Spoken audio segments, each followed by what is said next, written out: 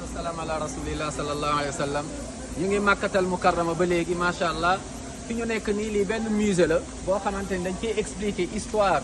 tàmbale ko ca yonent yàlla aadama alayhi salaatu wasalaam ba ci yonentu muhammad sallallahu alayhi wa sallam donc yonent yàlla nuux ibrahim moussa isa alayhi salaam histoire mooy que ni l'islam macha allah donc lañ ciy expliquer fii nag ci ginnaaw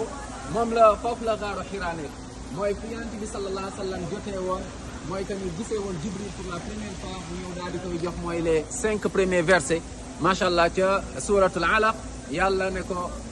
iqra bismi rabbika alladi xalaq xalaqa al insana min alaq iqra wa rabbuka al akram alladi allama bil qalam allama al insana ma lam yaalam donc yàlla révélé loolu Jibril à travers Jibril mu expliqué ko yonent bi sallallahu alayhi wa sallam comme ni ñu xamee histoire bi donc montagne baa ngi juste ci ginnaaw fii kon su ngeen ñëwee màkk wala ak macha allah pour def si umra wala aj donc mën ngeen profité ñëw ci musée bi macha allah jàngale ci